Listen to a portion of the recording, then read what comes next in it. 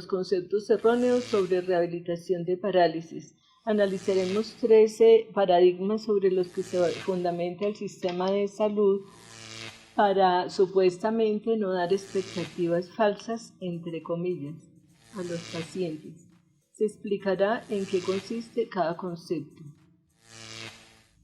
Primer concepto: las neuronas son cables que se cortan y no tienen reparación. En realidad, las neuronas son redes intrincadas e interconectadas a distintos niveles. Pueden influenciarse inclusive a distancia, lo que se llama telencefalización. El mecanismo de plasticidad neuronal se activa bajo estímulos adecuados para crear nuevas redes neuronales. Para esto se requiere activar receptores sensoriales y receptores neuronales, lo que facilita la neurotransmisión. Para lograr la neurotransmisión o sinapsis se debe facilitar el potencial de acción o impulso eléctrico, que es una onda de descarga eléctrica que viaja a lo largo de la membrana celular, incrementando su distribución en la medida que se activa el estímulo. La sumatoria de estímulos es la suma de impulsos excitatorios. De esto depende el incremento del impulso nervioso. Umbral de excitabilidad es la condición que debe presentar un estímulo para poder alcanzar el impulso nervioso o potencial de acción. A continuación veremos acerca de la fascia o tejido conectivo. La fascia es el principal propioceptor que tiene el cuerpo humano y a través de él se hace el transporte bioquímico a todas las sustancias, incluyendo los neurotransmisores. De ahí que sea tan importante estudiar este tema, lo veremos más adelante, porque es un fundamento para poder reactivar los circuitos neuronales. A través de la fascia se pueden realizar puentes bioquímicos para omitir la lesión. Casi siempre un área de la médula está interconectada por otras fibras nerviosas. Vamos a ver a continuación un video sobre el funcionamiento de las redes neuronales. A continuación les presentaremos un video para que vean cómo funcionan las redes neuronales.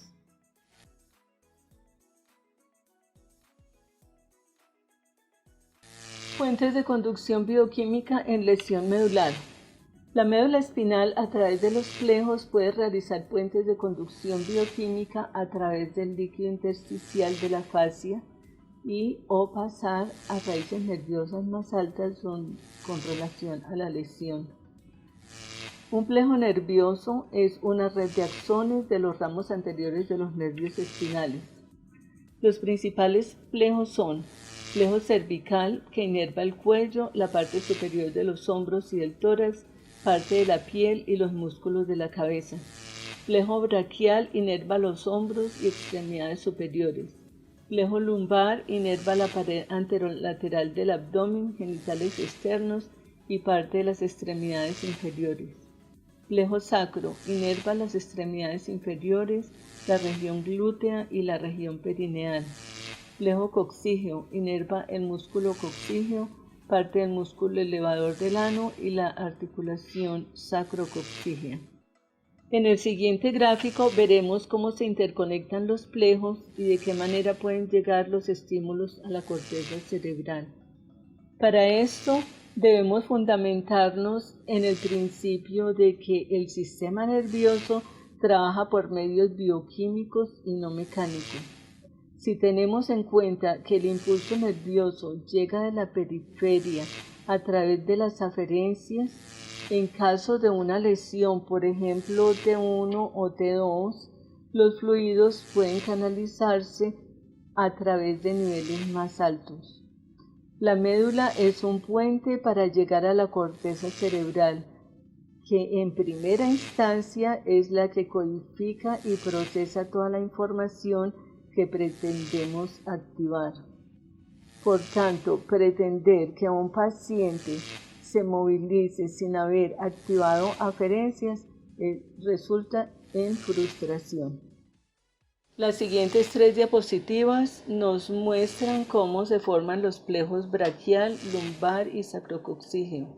y la cantidad de interconexiones a través de las cuales puede llegar el impulso nervioso hacia partes más altas de la médula espinal fuera de la lesión.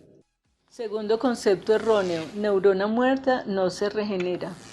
Este dogma no ha dejado avanzar las investigaciones científicas ni el sistema de rehabilitación. Neurociencias ha demostrado cómo, si bien las neuronas muertas no se regeneran, las neuronas vivas se encargan de reponer los circuitos nerviosos alterados para crear nuevas vías de conducción hacia la corteza cerebral. Para lograrlo, estas deben ser inducidas terapéuticamente. Áreas donde se regeneran neuronas. Los neurocientíficos han encontrado a través de sus investigaciones cómo existen 5 áreas del cerebro donde se generan neuronas nuevas de repuesto. Las investigaciones las analizaremos en un tema aparte. Entonces, las áreas de regeneración neuronal son el tercer ventrículo, el hipocampo, el tálamo, neocórtex, bulbo olfatorio. En esta imagen vemos cómo se realiza una regeneración neuronal y la ubicación de estas zonas de regeneración: el hipocampo, el tálamo, el bulbo olfatorio, la neocorteza, el tercer ventrículo. En los siguientes 2 videos veremos cómo trabaja el sistema nervioso con estímulos apropiados y la actividad neuronal cuando estos se provocan adecuadamente.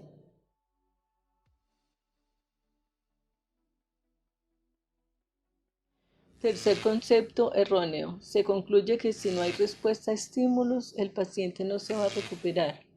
En la primera etapa, la conducción nerviosa se encuentra inhibida, cero actividad cerebral.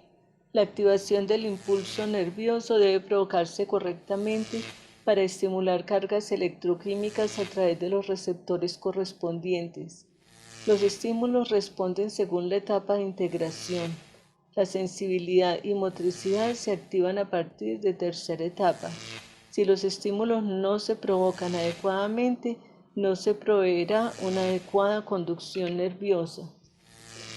La velocidad de conducción nerviosa depende de la calidad y cantidad de estímulos específicos de acuerdo al segmento a trabajar, la persistencia en la ejecución de los mismos. La sumatoria de estímulos activará la conducción nerviosa. De ahí que sea tan importante el refuerzo diario. Se necesita el apoyo por parte de la familia para que nos refuerce algunas tareas que debemos ejecutar para poder estimular esa conducción. Cuarto concepto erróneo: mientras más antigua la lesión, menos posibilidad de recuperarse. En etapa crónica, si se han posicionado los factores inhibidores de la neurotransmisión que generan la verdadera parálisis, el sistema somatosensorial se activa mediante manejo terapéutico del tono miofacial, manejo postural adecuado y persistente y posiciones inhibitorias de reflejos. Si la persona está viva y llena los requisitos para el programa, como son disciplina, persistencia, apoyo por parte de la familia, no presentar complicaciones cardiorrespiratorias, renales, diabetes, enfermedades neurodegenerativas, la antigüedad de la lesión no impide la rehabilitación. Quinto concepto erróneo: se pronostica el grado de recuperación de acuerdo a la pérdida de sensibilidad. Las vías nerviosas que controlan la motricidad y la sensibilidad son diferentes. La integración se da a nivel de corteza cerebral a partir de las etapas 3 y 4. Según la etapa de integración suceden cambios en la sensibilidad, tales como dolor, hormigueo, cosquilleo y normalización de la sensibilidad. Sexto concepto erróneo: los reflejos son síntomas negativos de recuperación. Los reflejos indican el grado de integración en que se encuentra el paciente, si a nivel medular, tallo o corteza cerebral. Para cambiar reflejos en movimientos voluntarios hay que inhibirlos o facilitarlos según el grado de integración. no son el resultado final de la lesión. Séptimo concepto erróneo: si el paciente no tiene ningún movimiento, tampoco se va a recuperar.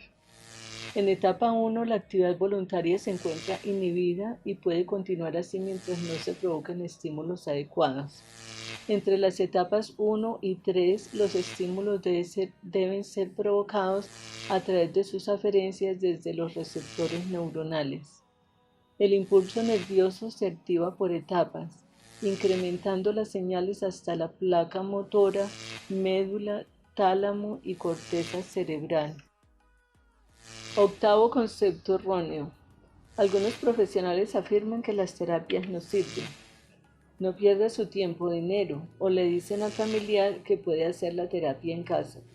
El resultado positivo o negativo de las terapias depende de que se haga una completa valoración neuromotriz.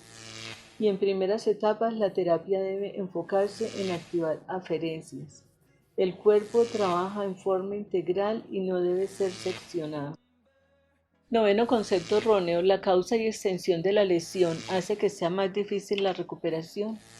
El sistema nervioso es igual para todos los seres humanos. Tiene los mismos circuitos neuronales formados por redes que se interconectan unas a otras. Sus funciones bioquímicas son controladas por el cerebro, sistema endocrino e inmunológico. El sistema nervioso se vale del mecanismo de plasticidad cerebral. Solo se activa con estímulos apropiados. Décimo concepto erróneo: el dolor neuropático es causado por la terapia. El dolor neuropático es síntoma de que algo anda mal. Puede activarse por atrapamiento de nervios, inflamación o espasticidad. Se produce por bloqueo del impulso nervioso y represamiento del flujo de líquidos intersticiales. Esto activa los nociceptores creando el dolor neuropático. En tercera etapa, el impulso nervioso se integra a nivel del tálamo, que participa en la fisiopatología del dolor, percepción del dolor, dolor crónico si no se maneja terapéuticamente. Entonces, ¿qué debe hacer un terapeuta? Explicar al paciente que el dolor en la tercera etapa de integración es normal, que puede ser manejado con la misma terapia y, si es muy fuerte, recurrir a medicamentos para dolor neuropático formulados por el médico, que el dolor desaparece cuando se supera la tercera etapa. Para esto, el terapeuta debe enviar un informe del proceso que se lleva explicando por qué el dolor. Cuando el dolor se convierte en quemazón persistente, es necesario recurrir al neurocirujano para que practique una resonancia magnética y detectar posible pinzamiento de nervio. Décimo primer concepto erróneo: recurrir a la cirugía como primera instancia para corregir contracturas. Los tejidos contracturados producen disminución de sarcómeras, acomodación de las restantes, problemas posturales y malformaciones. Los procedimientos quirúrgicos buscan que el segmento adopte una posición más natural. De no ser eliminada la espasticidad y contracturas por medios terapéuticos, volverán a aparecer y se perderá la cirugía. En terapia, mientras más forzado el estiramiento, mayor espasticidad, porque el uso neuromuscular responde con mayor contracción. Inhibiendo la espasticidad, se podrá canalizar el impulso nervioso con manejo postural adecuado y terapia miofacial. Décimo segundo, cuando un paciente ingresa a la unidad de cuidados intensivos. Al ingresar un paciente a la unidad de cuidados intensivos, su familia deberá enfrentarse a la actitud negativa por parte de algunos profesionales debido a los paradigmas establecidos por el sistema de salud. Existe un desconocimiento de los cambios biológicos a partir del estado de coma y cómo puede evolucionar el paciente de acuerdo a la estimulación que se le provea. Ni del estado de coma ni de la extensión de la lesión depende la recuperación. El paciente en estado de coma tiene sus propios mecanismos de defensa y reparación, que no son perceptibles con exámenes clínicos ni imágenes diagnósticas convencionales. La recuperación es directamente proporcional a los estímulos positivos que recibe reciba el paciente a nivel físico y psicológico. 13. ¿Qué se requiere para lograr resultados en rehabilitación? Debe hacerse trabajo coordinado, tener en cuenta las necesidades individuales del paciente, no utilizar protocolos estereotipados, o sea, el mismo método para todos los pacientes. Los estímulos deben ser programados de acuerdo al nivel de integración. La familia debe conocer y entender el programa, no esperar resultados inmediatos, saber que esto es un proceso que abarca 5 etapas y la evolución depende mucho de los refuerzos que ellos hagan en casa. Tener en cuenta que no todos los programas terapéuticos satisfacen las necesidades del paciente. Conclusiones de neuronas activas. ¿Puede un cuadro clínico o diagnóstico en etapa aguda predecir la evolución de un paciente? ¿Puede una imagen diagnóstica, por fatal que parezca, determinar cómo va a evolucionar biológicamente? ¿Qué derecho moral tiene un profesional para tomar decisiones u opinar negativamente sobre su recuperación? Hagamos trabajo profesional y no utilicemos expresiones que demuestran que sabemos poco sobre la maravillosa actividad del cuerpo humano. En lugar de emitir conceptos que por demás son obsoletos, dediquémonos a actualizarnos e investigar sobre la maravillosa actividad del sistema nervioso. No tenemos derecho a pronosticar el futuro de un paciente ni a destruir sus esperanzas. Se está dejando el trabajo a las ayudas diagnósticas y terapéuticas y dependemos de ellas para determinar su recuperación.